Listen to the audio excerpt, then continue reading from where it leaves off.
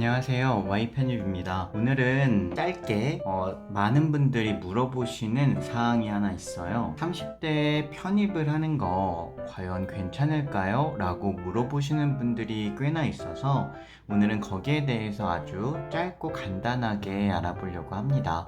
잠시만요. 일단은 30대 편입을 하시는 분들을 크게 세 가지로 한번 구분해 보고 시작해 볼게요. 자, 일단 첫 번째로는 학벌 컴플렉스가 있으신 분들이 먼저 해당이 될 것 같아요. 직장을 지금 다니고 있거나 혹은 일을 하고 있는데 내가 공부에 대한 미련이 남아 있거나 혹은 직장 내에서 알게 모르게 학벌 때문에 스트레스를 받고 컴플렉스를 가지고 계시는 분들이 여기에 해당되겠죠. 그런 분들 충분히 준비하셔도 괜찮습니다. 그런데 이 분들이 꼭 유념하셔야 되는 사항이 있다면 직장을 대부분 다니시면서 공부를 하는 것, 즉 학업과 직장을 병행하는 게 괜찮을까? 이게 아마 가장 큰 걱정거리실 거예요. 자, 일단 말씀드리자면 쉽지는 않아요. 자, 알바 같은 경우랑 공부를 병행하는 경우는 오히려 낫습니다. 알바는 보통 몸으로 일하는 거라서 내가 알바가 끝나고 나면 더 이상 알바에 관련된 생각을 할 필요가 없어요. 그러다 보니 공부에 전념할 수 있고, 물론 절대적인 시간은 좀 부족할지 몰라도 내가 열심히 집중해서 공부를 할 수가 있겠죠. 그런데 직장은 조금 개념이 달라요. 직장은 내가 일이 끝났다 손 치더라도 직장 상사한테 연락이 오거나 거래처에 대한 메일을 체크해야 되거나 혹은 내일 혹은 이번 주에 있을 만한 프로젝트나 회의 관련해서 내가 추가적인 업무를 해야 되는 경우들이 발생할 수 있습니다. 그렇기 때문에 공부에 전적으로 전념하지 못하고 직장 이외, 즉 퇴근 시간 이후에도 공부가 아닌 직장 관련된 일 때문에 신경을 쓰거나 시간을 할애해야 될 수 있어요. 그래서 사실 그렇게 쉬운 일은 아닙니다. 그렇기 때문에 만약에 직장과 공부를 병행하려고 하시는 분들이라면 정말 독한 마음을 가지고 공부하시는 게 좋습니다.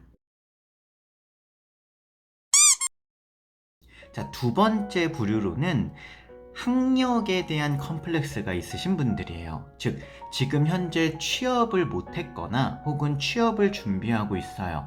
혹은 내가 조금 늦게 철이 들고 조금 늦게 내가 조금 더 좋은 직장을 가고 싶어서 취업을 준비하고 계시는 분들이 학력이 필요해서 그래서 이제 편입을 준비해도 될까를 고민하시는 분들이 계실 겁니다. 이런 분들도 충분히 하실 수 있어요. 그런데 여기서 이제 이분들이 걱정하시는 포인트는 나이로 인해서 혹시 취업 때 불이익이 있진 않을까라는 걱정이 있으실 거예요.